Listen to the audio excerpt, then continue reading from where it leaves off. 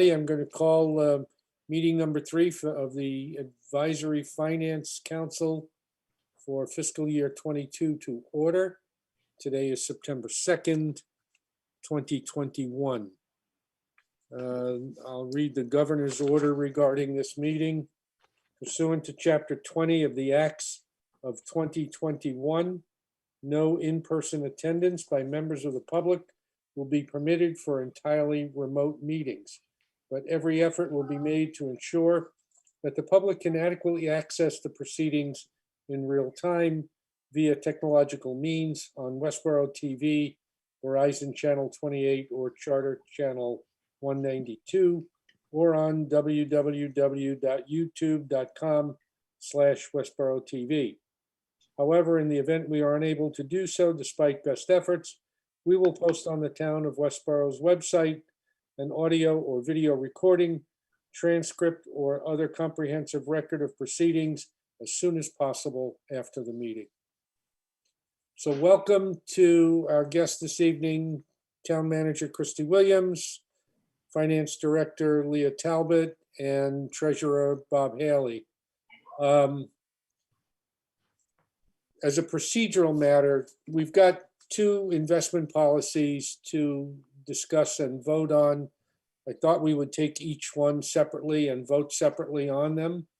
And then if you wish to, and I'm encouraging it, we are going to talk about the appendix to the comprehensive fiscal management policies with respect to the funding of the preliminary proposed funding mechanism for OPEB.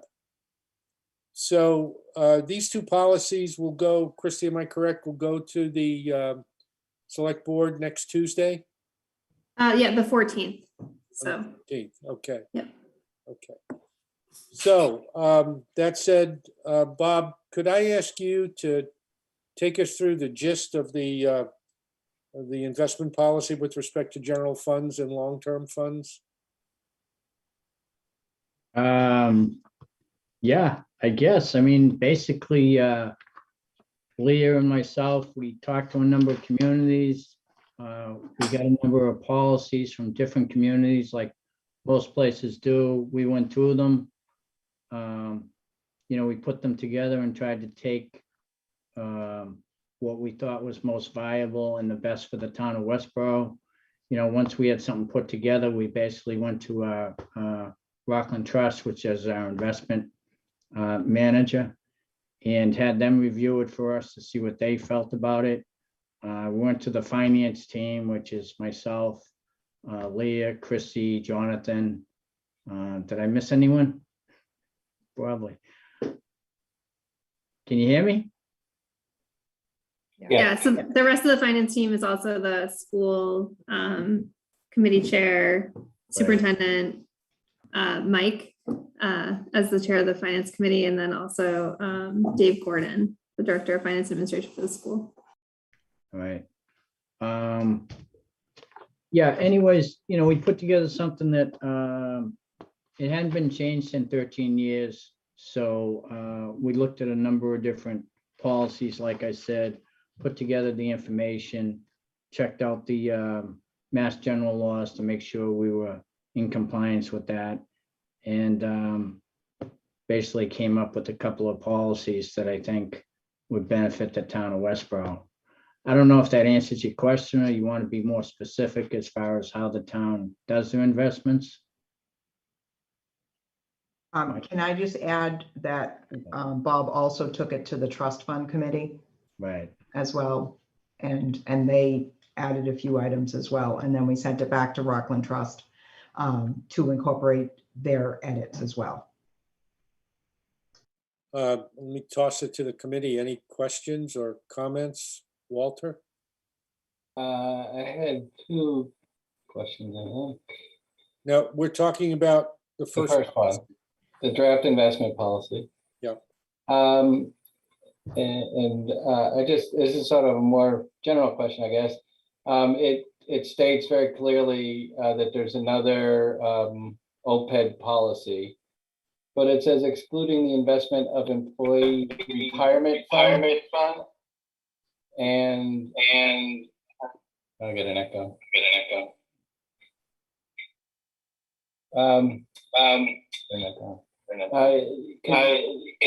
I guess I would just like a broad thing. I don't where are employee retirement funds? So our registered? employee, Walter, our employee retirement funds go to Worcester Regional Retirement. So they're invested by the retirement system.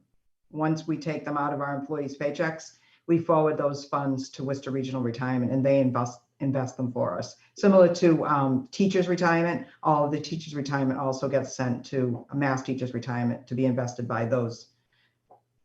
Okay, great. And my second question was in section C on page 2, it says, note, public investments in Massachusetts are not protected through provisions in state law, and I don't know what that means.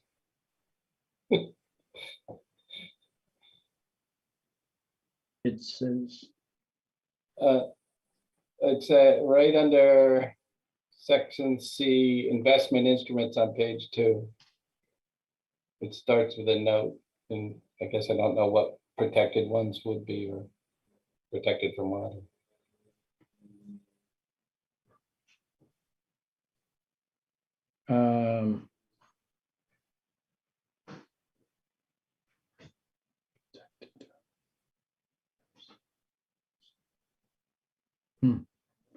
I don't know if I have an answer to that question.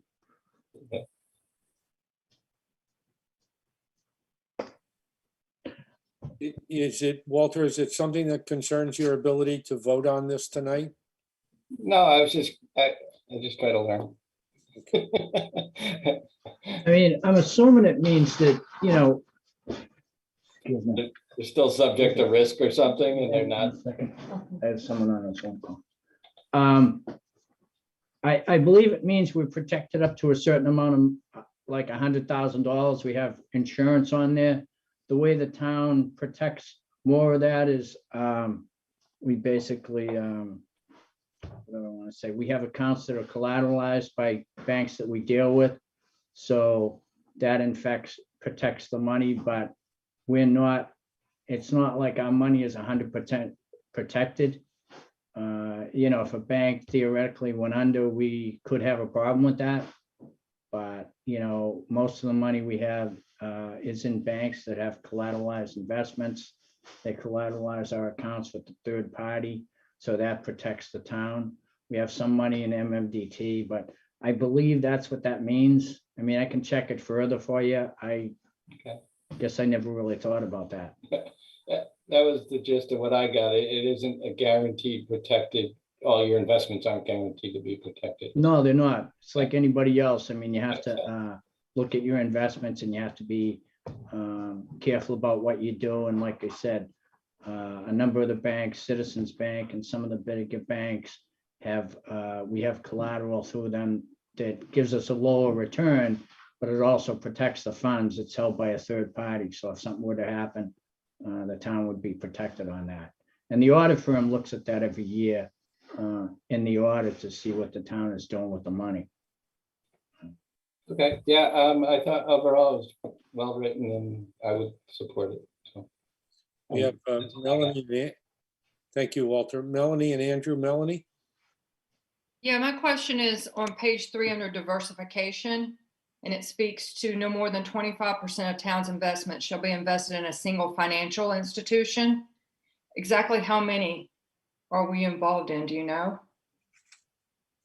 How many banks?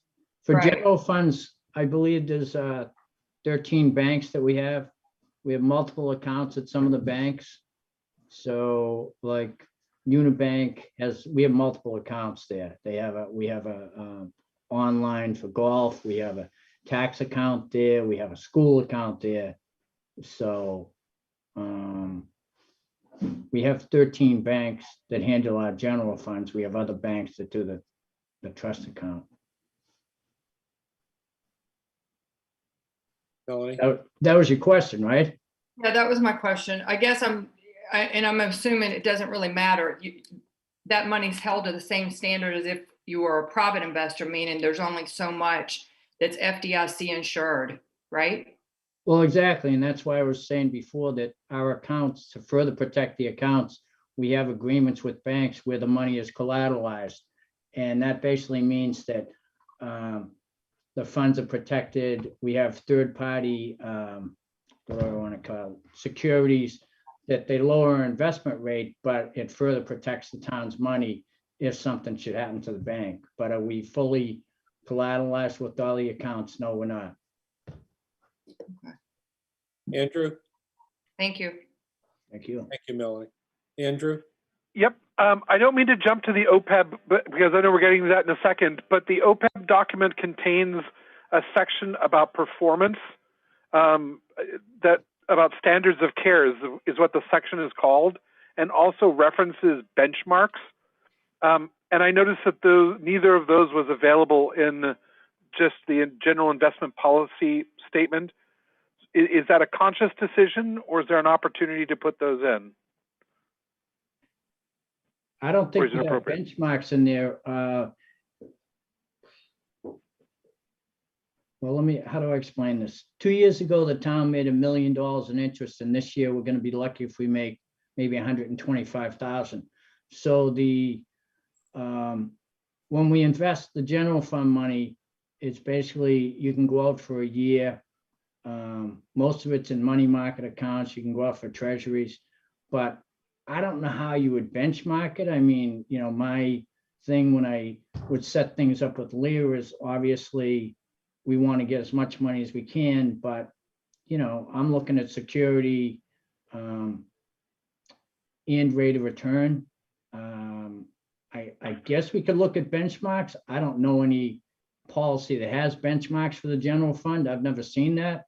I mean, usually when you're doing benchmarks, you're looking at a longer range for OPEB and some of the trust funds to benchmark things out. I don't know how you do it because the money that we're investing for the general fund is really all liquid funds. So that money is available 100% of the time. I don't know how you would benchmark something like that. But surely the performance can be measured against other towns, other, certain portfolios that would reflect a highly liquid base. I guess, how do we know it's being reasonably managed, rationally cared for, if we don't know what we're comparing it to? Well, I guess the only thing I can say, if you can tell me a town that you could go to that's going to tell you, here's all our money and here's how it's invested. I mean, it changes based on our cash needs at the time. So, at different times I'll have money in one bank and then I'll move it depending on what we have to do. Is it invested at the highest rate all the time? No, it's not, because the policy only allows 25% in one bank at one time. The investment rates that I'm looking at now range from 35 basis points to 0 basis points at one of the banks. So, like I said, 2 years ago, we made $1 million. This year, we're going to make $125,000. I try and invest it in the banks that I feel can give us the best return. And also, like I said, I'm looking at safety, but I don't know how you build in benchmarks because, like I said, that money is moving, sometimes all the time. I mean, it will go into a tax account and then it's getting moved to the money market account. We have accounts where they don't have a high return, but the bank is basically providing online services for us. So, if you have a suggestion, I'm willing to listen to it, but I don't know a town that does benchmarks on their general fund. Well, the OPEB standard, I'm sorry, I'll let somebody else speak. OPEB is a long-term fund. Yep, I understand. And I was going to say that, yeah, Hank, go ahead. You'd have a very hard time finding an index to benchmark against that has the kind of restrictions to basically less than 1 year investments in extremely conservative assets. I'm not aware of any benchmarks like that exist. Sure, and let's walk back from the benchmarks angle because just looking at the way that the OPEB is set up, again, different financing, different objectives, but it includes language about exercising reasonable due diligence, relieve of personal responsibility for an individual's security, and I have concerns about the OPEB one in terms of where the teeth are to back that up, but at least there's a standard of behavior that can be cited if there are concerns. And maybe I'm looking at the general terms, in the wrong way to expect even that level of, generic oversight. Can I just, if you look at the policy that we set up, it has reporting requirements at the end. And, we recently started doing it, but basically I have to give the finance director, the policy states, I give the finance director a list of the accounts, where they're invested, short-term rates that we got. So, I mean, if that's some type of benchmarking, I guess that's maybe what you're looking at, but I would maintain that because I report to the finance director, that, she would be reviewing where those investments are and the rate of return. So. Can I just add that, Andrew, you just referenced the standards of care, and that does exist in both policies, the reference to personal responsibility that exists in both policies. I apologize. I will go back and look, and I'm sorry. I thought I'd look to confirm.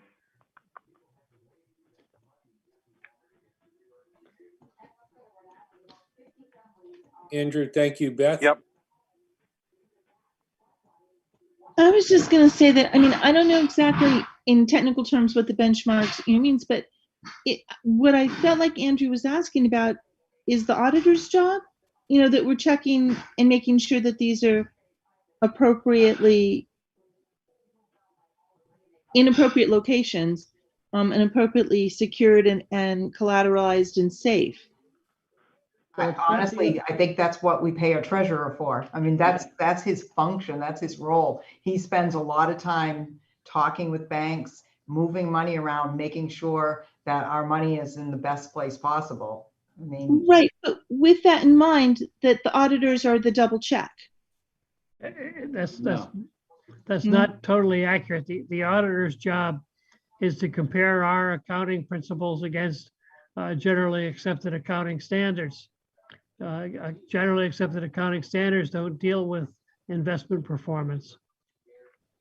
But there is a trustee of trust funds committee that Bob is a part of, or the treasurer is a part of and works with. And then they also work with outside agents, or Bob, sorry, also works with outside agencies. We have financial advisors. We've talked about them before. Leah's right. This is why we have a treasurer collector, but there are resources available for him. Andrew, I just wanted to point you to page 6, section D is called standards of care. Yep, I apologize. They're in different orders, and I was just raising my hands to acknowledge it's just an order of presentation that's different for standards of care. My apologies, and Christy's absolutely right. Thank you all. Any other questions with respect to this first policy statement? Okay, without objection, we'll proceed to a vote. Ms. What's Blum, the motion? a motion, sorry. May I have a motion on this Yes. policy, please? What are we actually doing? We're just approving it or accepting it or recommending it, or? We are accepting it. A motion to it's- accept the policy as presented. Bradley, second. Ms. Bloomberg? Blumberg, yes. Board, yes. Bradley, yes. Okay, Eagle, yes. Leslie, yes. Roush, yes. Ready, yes. So it's 7-0-0, 7 in attendance. Okay. Let's move on to the second policy statement, which is the OPEB Trust Investment Policy Statement. Bob, once again, will you just give us the gist of this, please, and then we'll toss it to the committee for questions. I guess the gist of this would be, there's not a lot of uniform policies out there. Leah and I, hunted high and low to find some of these things. there were several available out there that we were able to put together. And again, you know, we went through Rockland Trust, which is our investment advisor, because they handle, I don't know, multiple communities doing this. It's a different policy because it's a longer horizon, and you know, the strategy is different to fund it. So essentially what we do is several years ago, we hired an investment manager, and you know, we set certain expectations and they go ahead and do it.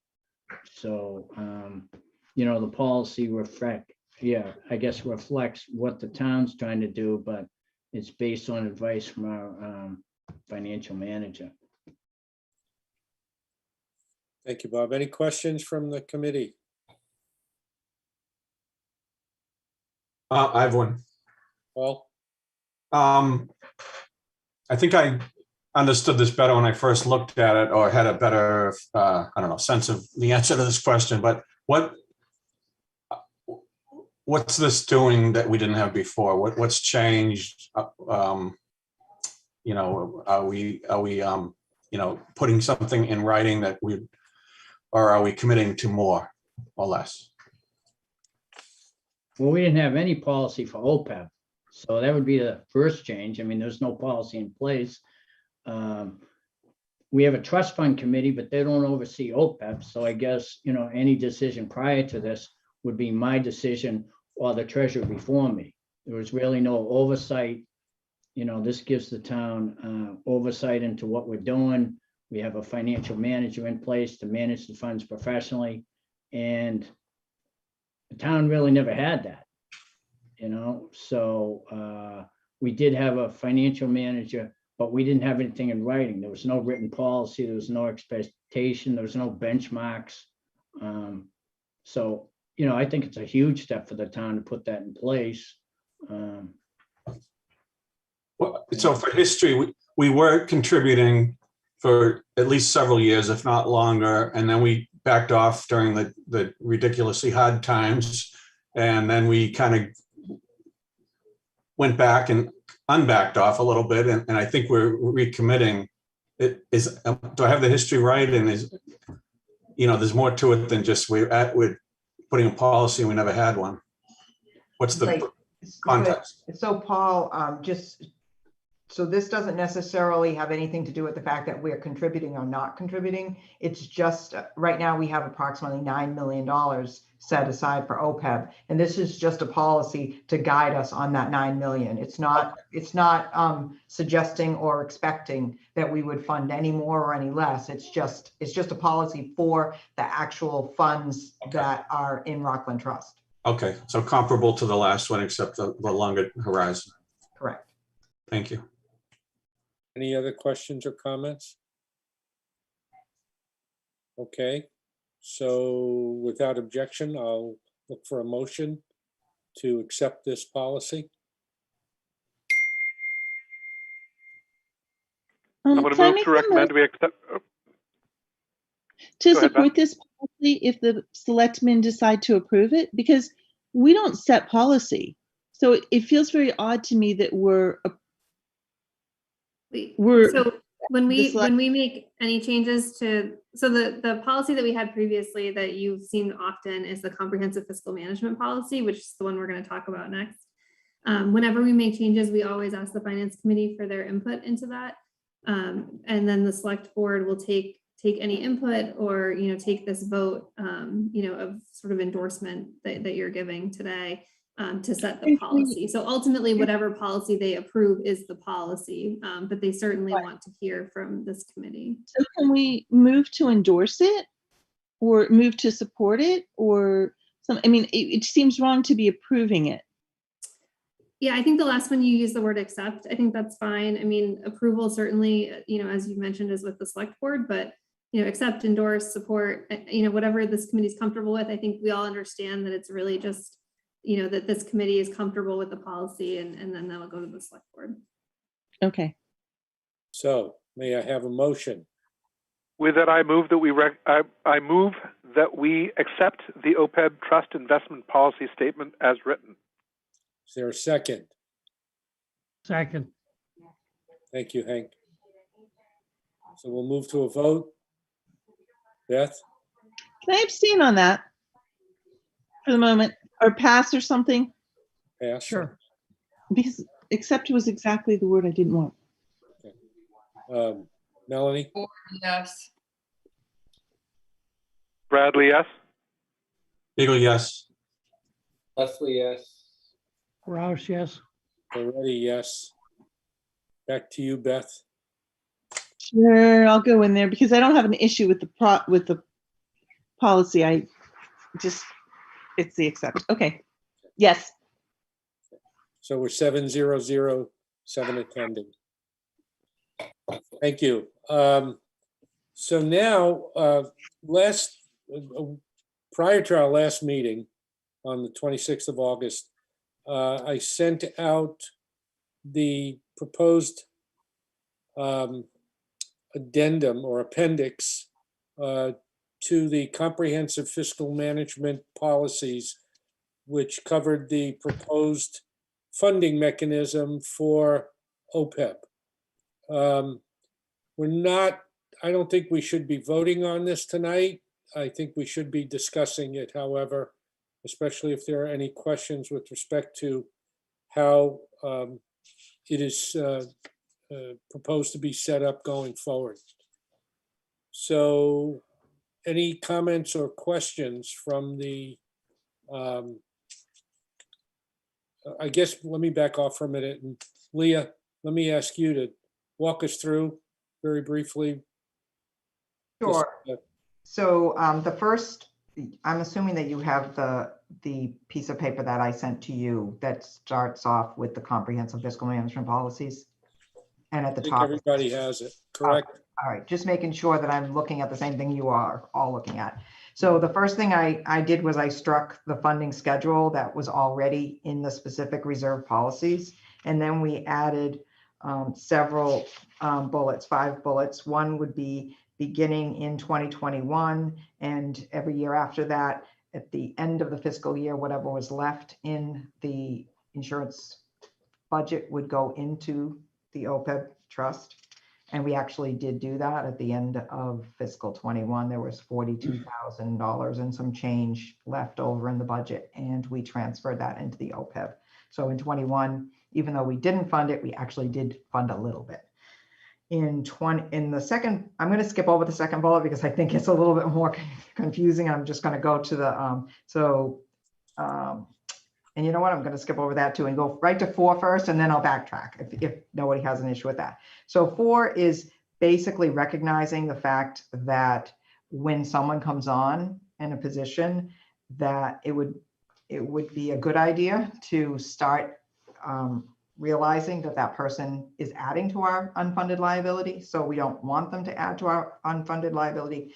So we had discussed and come up with a $5,000 figure. So basically, if we add a person to, I'm going to pick on the country club because we have one person that resides in the country club now. They're a full-time employee, and therefore, once they become vested, they actually will get health insurance. So our thought process is that now that we have hired that one person, we would put $5,000 aside every year towards that person's OPEB, and we would put that $5,000 in addition to the 1.1 million if we were to fund that.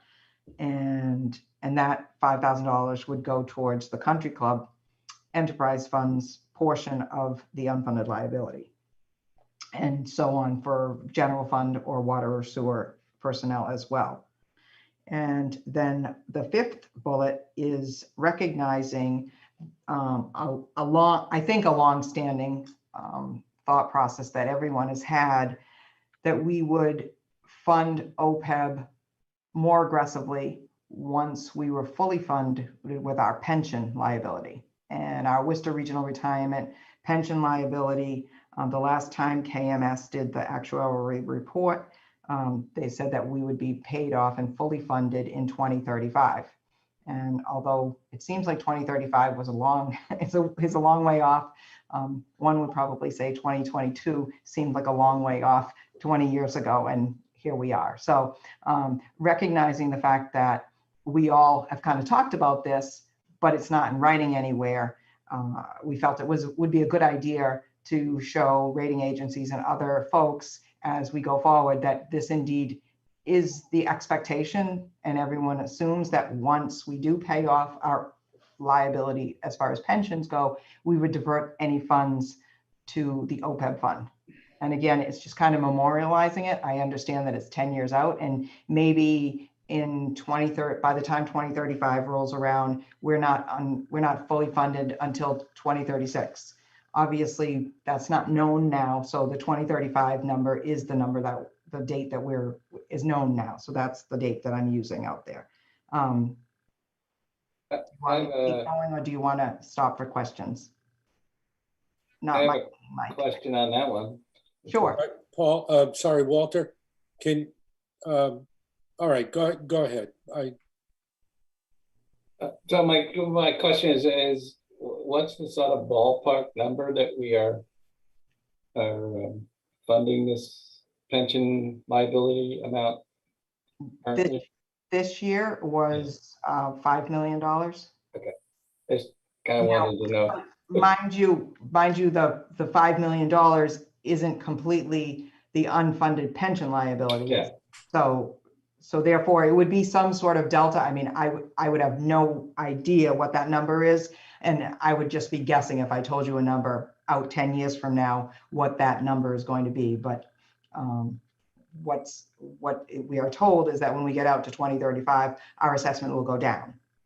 And what our thought is that the delta between what the assessment was one year and what it is the next year, that difference would go into OPEB. So our assessment includes the current amount you're putting into retirement plus some amount that we're behind on, so to speak. Correct. Okay. All right, that makes sense. Thanks. Okay. All right. So now I'm going to switch gears and go back to 2.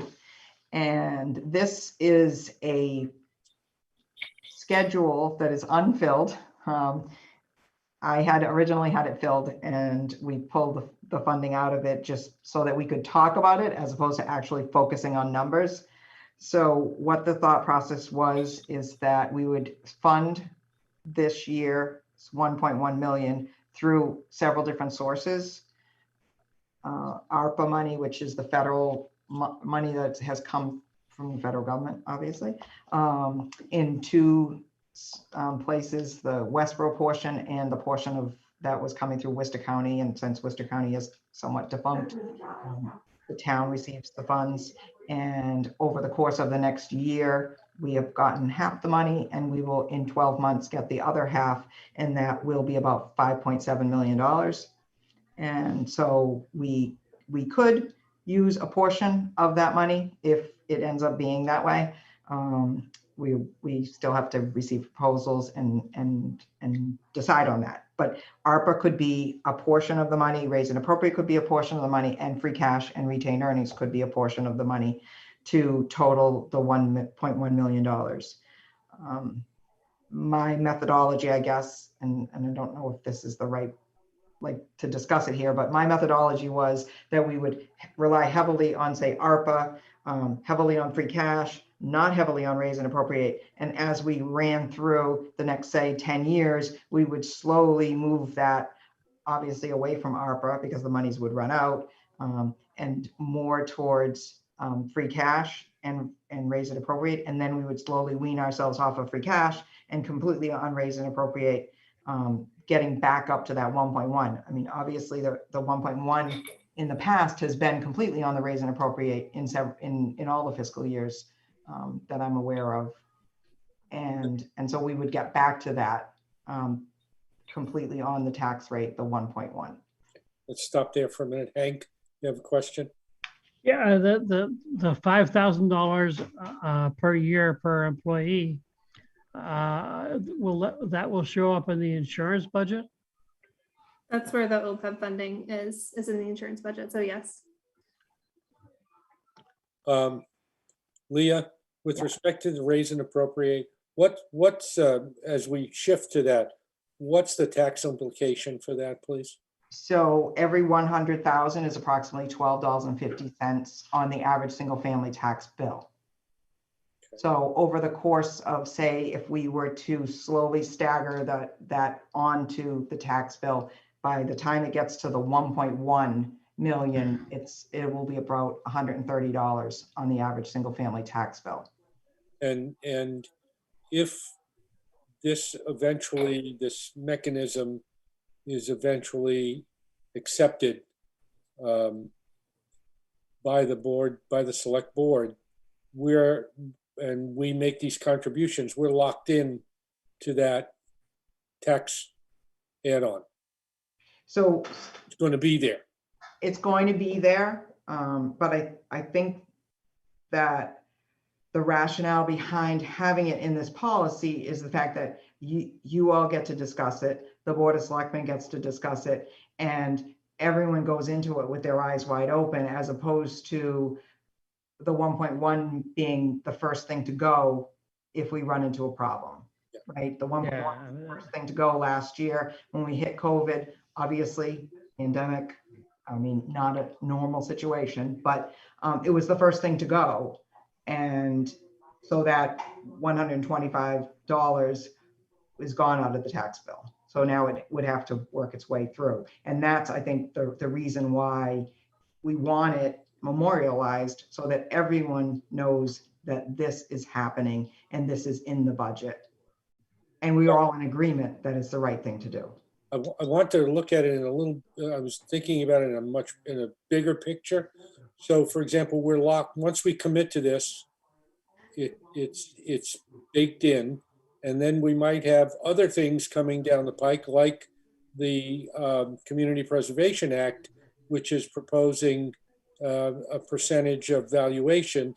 And if that's accepted, we're going to be locked into that percentage. Right, that is locked in if it gets voted by town meeting and voted at the ballot. And depending on what percentage, what surcharge percentage the Board of Selectmen put on the ballot, if it's the 0.5%, it's approximately $40 on the average single family tax bill at this point. And I haven't looked closely at the, master plan, so we don't know, or I don't know, whether or not there's anything that may have a baked-in tax liability as well. And so as we start approving these things, we're fixing a tax rate. We're putting it into the base. Is that correct? Not necessarily. Okay. I mean, I would suggest you need to segregate the amount of money that we're committing to put into OPEB from the funding source. Yeah, we're choosing to set an amount of 1.1 million a year going into OPEB. And we're sort of locking that in. We're not totally, because a current select board and a current town meeting can't commit future select boards and future town meetings to an action. However, we're setting as a policy. We're saying we're going to fund 1.1 million, and we got to find the money somewhere. I mean, one of these days, we probably are going to have to take the money out of the raise and appropriate.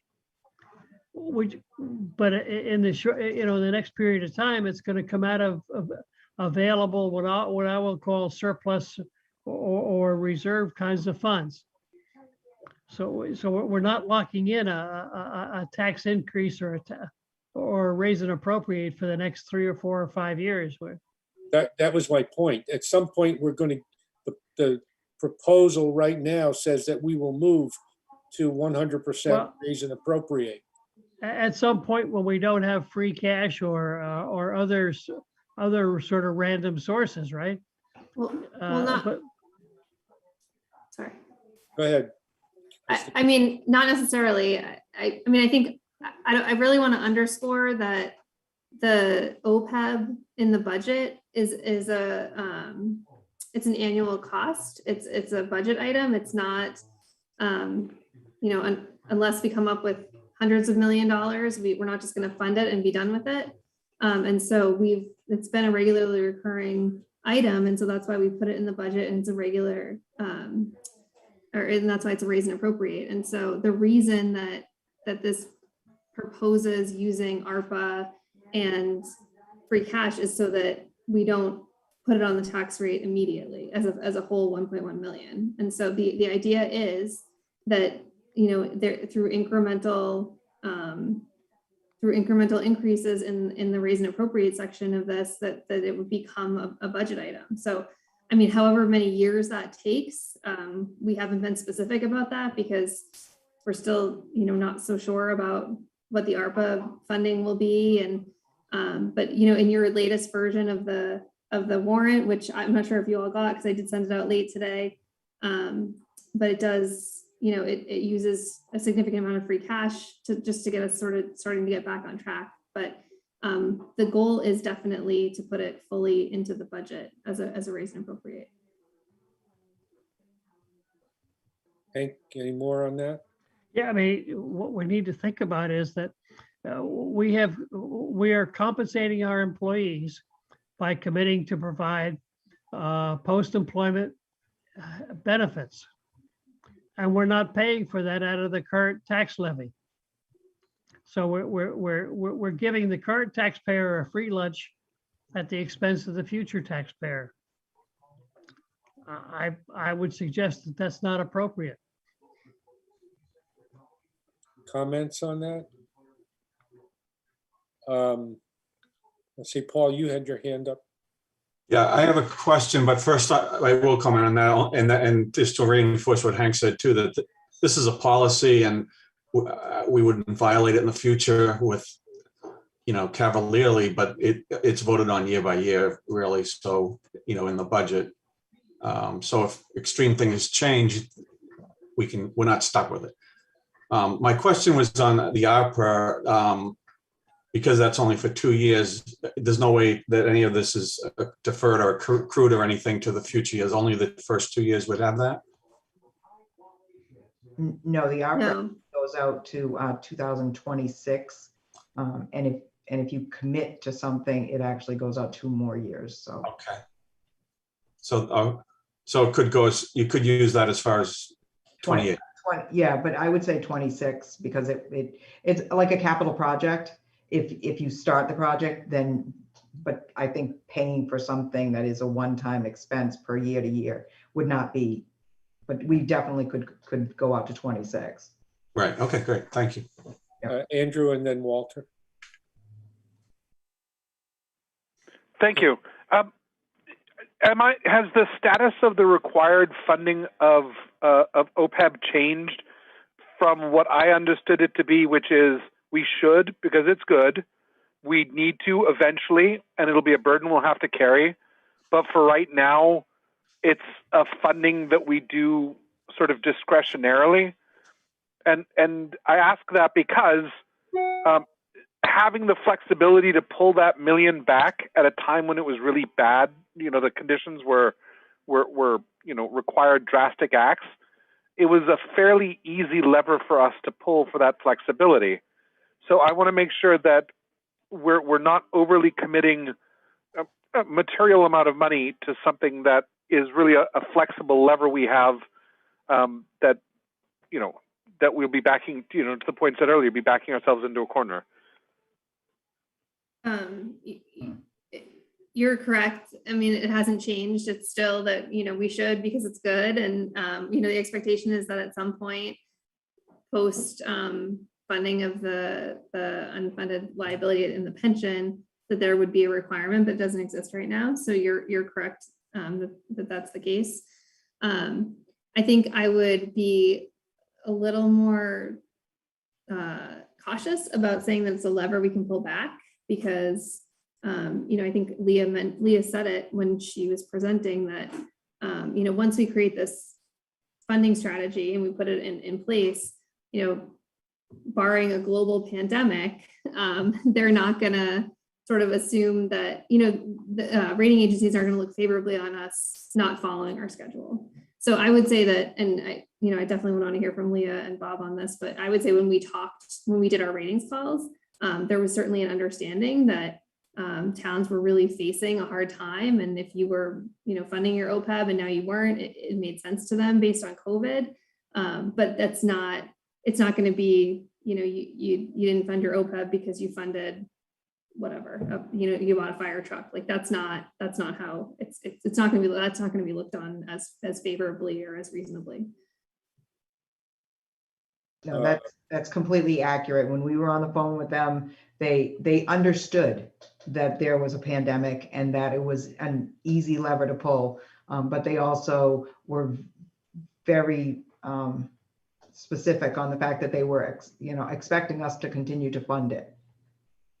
Because it shows good financial management. Like Hank explained about the fact that you're kicking the can down the road and expecting a taxpayer to fund.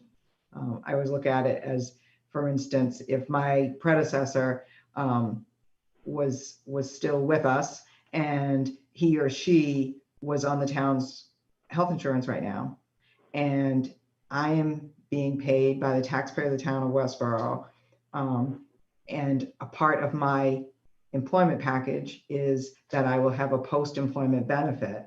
And so if the person that was before me, the taxpayer right now is paying for their health insurance because they're retired, they're paying for my salary, and when I retire, they should be paying for the benefit they're receiving. They should be paying for the benefit they're receiving of my services, which includes my other post-employment benefit. If you keep kicking down the road, eventually a taxpayer is going to have to pay for my predecessor, myself, plus the person that takes my job. And I mean, although there is no requirement to fund OPEB, I think at some point when someone looks at that, it's kind of like morally, it's like, well, wait a minute, how can you keep kicking the can down the road and expect a taxpayer 20 years from now to have to pay for 4 or 5 of the same job function because the person didn't pay when they could have paid, or some would say should have paid. Sure. I'm afraid we're talking about funding OPEB like it's a binary. We fund it at 1.1 million or we don't. And maybe the right way to ask the question is, are we losing any flexibility to manage what our funding should be? Because I said it and I'll reinforce it. I believe it is good to fund OPEB. I think there's value in it. I think I agree with everything that was said, but are we putting ourselves in a place where something happens with a water treatment plant and we now need to come up with $6 million and we could take 300,000 from OPEB to help offset costs? And could we do that in a way, or are we locking ourselves into a place where we don't have that flexibility if we needed it, if we go down the path of baking in the automated costs that you're talking about, or the automatic payments? I think, Andrew, your example is exactly why we work so hard to protect our reserves. I think that's why, I mean, we've talked about this, we've met with you many times since March 2020, and our reserves are there for that exact, for a global pandemic, for something, like a water treatment plant issue like you're describing. And so, OPEB, it was a lever to pull because our revenue was so significantly impacted by COVID. Beyond that, beyond our revenues being significantly impacted this way, which I mean, Leah's worked, longer than me. She, I don't know that this is ever anything like this has ever happened in terms of impact in our revenue. And so, that's when you might sort of pull that lever, and that's when maybe there's a little more understanding from the rating agencies. But if you're just talking about sort of unforeseen expenses that are going to come up, that's really more about why we protect our reserves, why we keep them at the levels that they're at. Andrew, policies are just that, they're policies. Any town meeting at any point in time can choose not to follow the policy. Any any select board at any point in time can choose not to follow the policy. The policy is a guideline. It does not lock you into an action. It's not possible to lock a future town meeting or a future select board into a particular action. Walter and then Paul. Except by borrowing, I guess. I guess on that fairness issue, that as Leah just described it too, it's sort of the compounding unfairness. in fact, right now, we're probably, the current taxpayers are probably paying for past employees unfairly already, right? We're just talking about making it not compounding as quickly. So it's already unfair, right? Thank you, Paul. Walter? Yes, my question is, we talked briefly about adding a position, we'll add 5,000. So in this effect, is that going somewhere else, or in this table, like 3 years from now, if we added 3 people, the number would be 1.13 million in here, or is that 5,000 for each one going somewhere not in this? I think how we would probably keep track of that, Walter, is I would probably create a separate line item underneath the 1.1 million. So we would show the 5,000 or 10,000, and that way everyone would know that was a separate amount. Okay. And in your item 1, the 42K, for instance, we put into OPEB this year, is that correct? That normally that just would have gone into free cash. Correct. And so we ended up, say, with 42,000 less free cash, but we helped fund OPEB. Okay. Exactly. Right. Those are my questions. Thanks. Oh, sorry, I had just one more thing, because talking about the 5,000 or the 1.1 million, did you consider indexing this so that it's not, you know, so it doesn't stay like this in perpetuity? I didn't, only because my thought process was once we get to 2035, then we would ramp things up. Yeah, thank you. Any other questions or concerns or comments on this item? Well, hopefully then the select board will be, this will be helpful to inform them in their conversation. Next week, I guess they're going to be speaking about this as well. Do you want me to just take a half a second to do number 3? Oh, I'm sorry. Yes. Sorry. Please do. I So thought just so that you can kind of understand the bouncing ball there. So when we get our actuarial report, they break it out by town, school, and the enterprise funds. And so what we would say to do would be is, let's say, for instance, we were going to use $500,000 in free cash. We would actually take percentages of the enterprise funds. They're not a lot, they're only 1%, but we would take 1% from that $500,000 and use funds from the water retained earnings or the sewer retained earnings to fund that. So that's what that schedule is showing, basically the percentage of the unfunded liability that's attributable to the water and the sewer enterprise funds. questions, comments? Okay. Well, thank you all very, very much. Christy, Leah, and Bob, you're welcome to stay as we get into the rest of our agenda. But I know somebody is getting ready to go on vacation, and I no doubt well deserved. So Leah, enjoy it. Is there anything We're else? at my house apparently while I'm gone. Thank you, Mike. It's a staycation. You're staying I'll home. post it on Facebook so everyone will know. All right. Okay, folks, thank you very, very much for spending time with us tonight. I think it was very, very helpful. Personally, I feel much better informed about all 3 items we discussed, and hopefully the balance of the committee does as well. So thank you and see you soon. Thanks, everybody. Thanks for your questions. Okay. Bye. All right. So let's move on. We've got next item on the agenda is just a couple of these final housekeeping items. Mike, you yes, want to do the minutes? Oh, we could do it now. We could do it before we adjourn. Okay. Yes, let's do it now. So you've all had a copy of the minutes. Looks like we lost Melanie, but we still have a quorum. So can I have a motion with respect to the minutes, please?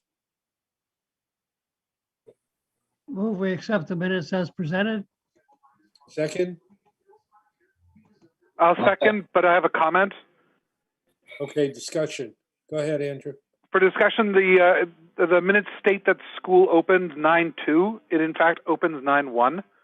So I'd like to amend the motion to accept the meetings reflect the meeting minutes reflecting that change. Any objections? As amended. As amended, okay. All right, let's move to a vote. Beth? Blumberg, yes. Bradley, yes. Eagle, yes. Leslie, yes. Roush, yes. Ready, yes. 6 present. I sent you out a final list of the liaison assignments that we all selected. I thought it might be a good idea just for a moment to kind of remind ourselves of the liaison role. We all have our own opinions about things and we all have our own feelings about things. Sometimes struggle with keeping that fine line between liaison and information gatherer and advocate.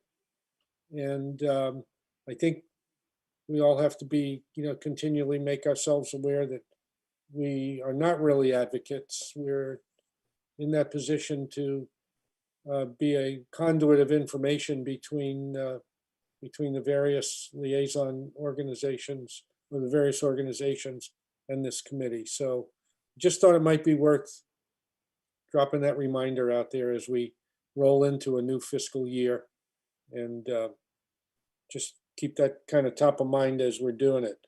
And it's the same thing for those that get appointed to committees. I know we can get caught up in the conversation, and sometimes we miss that nuance that we're representing the finance committee, and we can get our own personal issues involved in those discussions. I think we need to be careful about that. And if you haven't done so, please reach out to the various committees that you've accepted, or various groups you've accepted liaison roles with. And I guess somebody said it last time we met, you be the judge of how much time and when you want to interact with those groups. Okay. Mike, this is Andrew. If you wanted me to stop advocating for Quidditch with the rec department, you could have just told me. You didn't need to tell this to everybody. No, I'm just kidding. Thank you. I know. Your point is well made. I know. And again, it's just kind of a reminder. I mean, it's good to every once in a while hit ourselves on the head and say, hey, this is the real role here, Okay, speaking of liaison, any liaison reports? Yeah, Mike, just a heads up. I keep in touch with the waste treatment plant folks, and they have a contract to manage the treatment plant that has a cost of living escalator in it, and they're predicting a 7+% increase in the value of that contract. I don't expect that it will hit rates, but that's a forecast of what the future looks like if the inflation doesn't get under control. Also, that contract's out for bid, so who knows where the bids will come in. It's generally a long-term, like 10 or 20-year contract with cost of living escalators. Okay. All right, well, then we're going to be relying on you to keep us up to speed, Hank. Thank you. I'll do my best. Yeah. I'm sure you will. Thank you. Anything else, Walter? I did, in my new role as the MISGIS liaison, reached out to Mark Stockman. Apparently they're called the Information Technology Department now. I think they've been updated, but The only thing he mentioned was that they may have some stuff coming to the capital committee, but nothing else at this point. All right, Beth?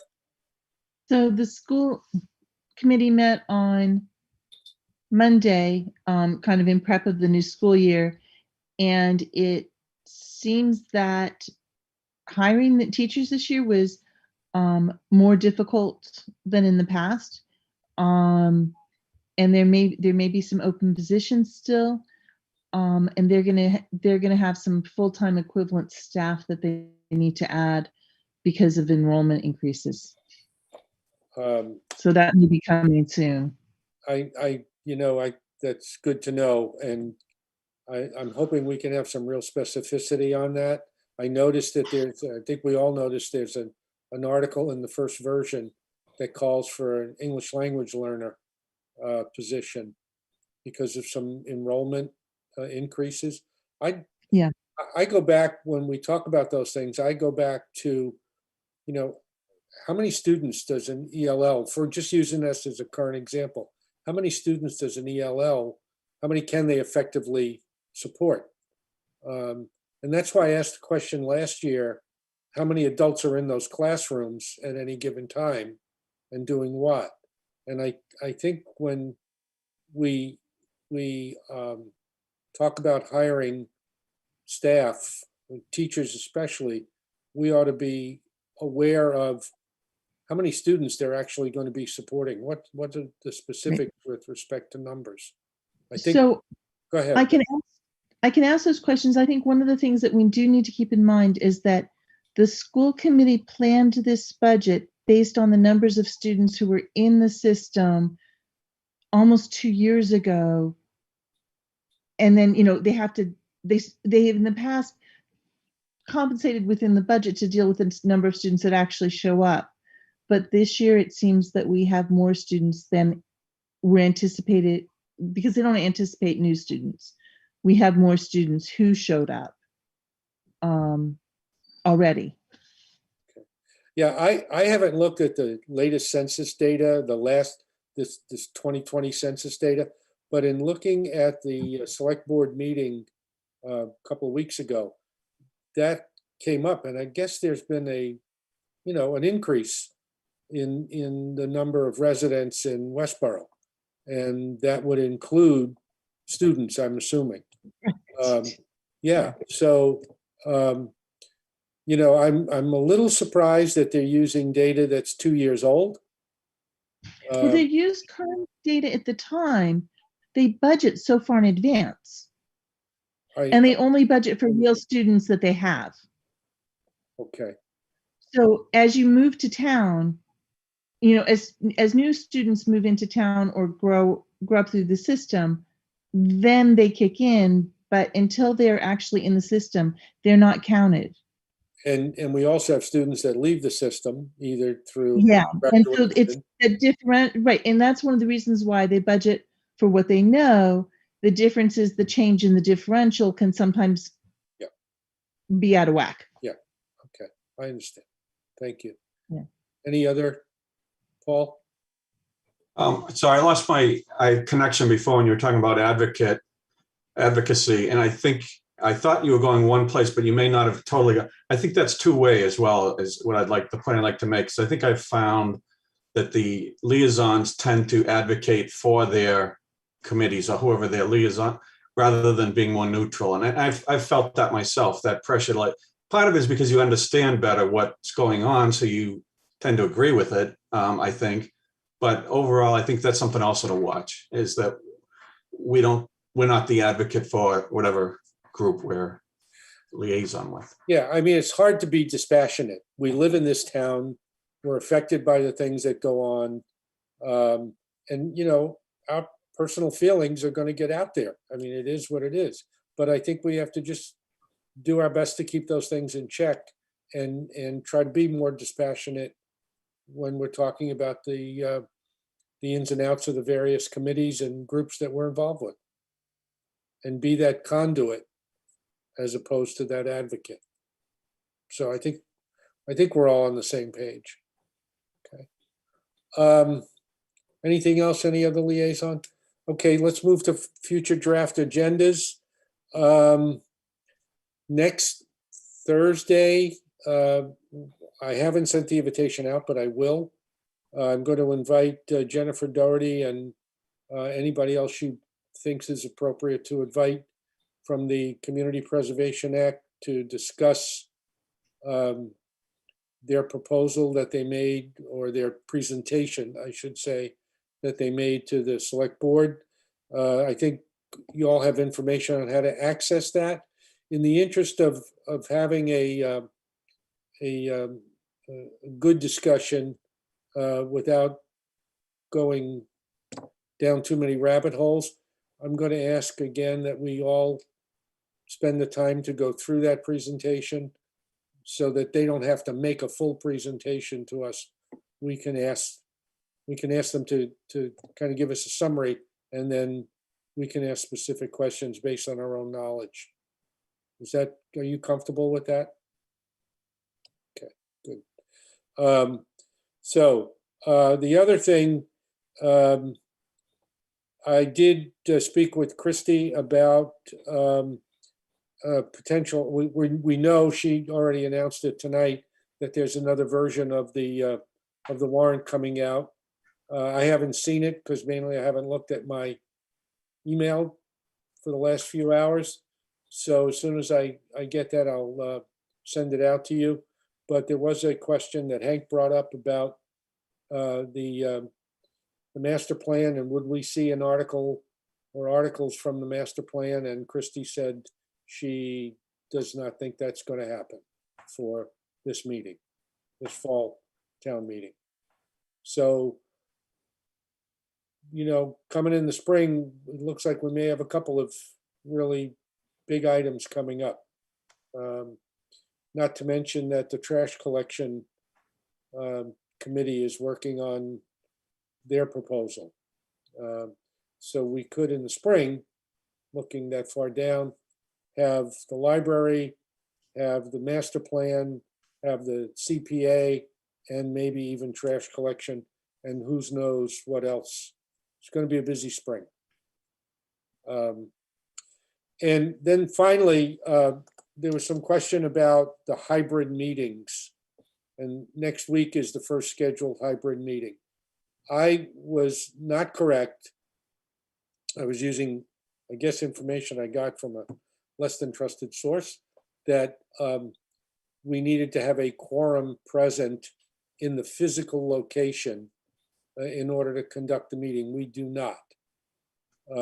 So I intend to be there at the Forbes building, and I would appreciate it if over the next week you let me know if you're planning on attending in person or by remote means. Also, we are going to have a public forum because it's a hybrid meeting. And so we'll build that into the agenda, and I'll be working with Westborough TV with respect to that period that's going to be designated for public forum, and the appropriate information to give the public access, real-time access to the meeting will be sent out to them when we send out the Zoom information as well. Okay, Walter? So you don't need a quorum, but do you need the chair of the meeting? No, you need a quorum in general, but the quorum does not have, or neither a quorum nor the chairperson Have to be in person. has to be in the physical location. Okay. I believe that we should do as much in person as possible, so I will be there. Oh, Paul? Do we know what the technology will be? So if you're remote, is it just equivalent to a conference call, or will we have access to video other than in real time? No, as was explained to me by Westborough TV, it'll be a Zoom with real-time access to video. When you're on, your picture will be projected onto the large screen in the hall. So you'll be larger than life. And the same with folks that are, the public that wants to participate. And so documents that are presented would also would be the possibility of them being online Yes. too. Yes. Okay. Thank you. That's great. Walter? So you were talking about the public thing, that's like public comment. We're not having a public meeting. I mean, we're having a public meeting, but you're talking about the people are allowed to come down and give 3 minutes of talk or something like that. Right, if we were all 100% in person, there would be a period of time designated in the beginning for any members of the public that wish to stand up and make comments to do so. And we'll do the same through the online. But in terms of participating in our discussions, that's not allowable. Yes, Beth?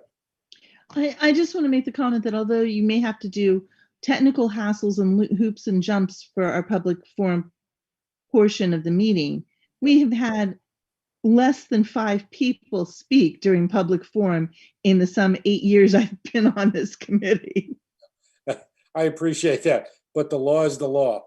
And Yeah, no, I'm not saying you don't have to do the hoops and jumps and you have to make it available, but it hasn't been an issue. that's true. And in truth, the technological pressure falls on the folks from Westborough TV. God forbid that I have to do something with technology. But they've assured me, that they There's will a plan. be handling. There is a plan. The select board has been meeting in hybrid mode for the last couple of meetings. So, okay. Anything else? So in last minutes, we said the wrong thing, so I will put this in this meeting's minutes, the correct thing. Yes. You did have an opportunity to look at the work plan, I hope, and we'll take that up at the next meeting. And we'll also do a first pass at the whatever version we have of the warrant, so that we can see those things that we could at least make some get some quick understandings about, so we're not debating them all. We have a very short window from the time the warrant is closed on September 28th. We have only till February, I think 7th, to get the You didn't have R&R it put together. October. I'm sorry. Yeah, I'm ahead of myself. October, we have until from September 28th to October 7th or 8th to get the warrant, to get the R&R put together, which means we have to do our formal votes in that period. So I'd like to handle it the same way we did last cycle, And Paul or Walter, can we count on you guys to do your thing with the spreadsheet? Okay, good. Yes, Beth, you had one more comment? I just want to make the comment that fortunately, because I read through the first version, which I know is not the final version, with only 16 warrant articles, it felt very doable. Yeah. Because there's the handful of boilerplate, but obviously as they fill in, who knows? Right, and we did hear Christie tonight say they would like to use as, much free cash as they could for some of the spending articles. Did I hear her correctly? Yeah. I think so. Yeah, okay. All right. Or I think we all heard there's a lot of articles that will be coming out of free cash. Right. Yeah. Yeah, I think she indicated that some of that is in that next draft that we'll get. Yes. I'll take a look tonight and I'll get it out to you tomorrow. Okay. Any public reminders? Okay. So may I have a motion to adjourn? Motion to adjourn. Bradley, second. Bradley, second. All right. Any discussion of Lumberg, that? yes. Okay. Bradley, yes. All right. Keel, yes. Leslie, yes. Hank Roush, yes. and Beretti, yes. We are adjourned at 8:17 p.m. Thank you Thank very you. much, guys. Good night. Good Have a conversation. great night all. Cheers. Have a great night. Have a good weekend. Happy Labor Day. Thanks.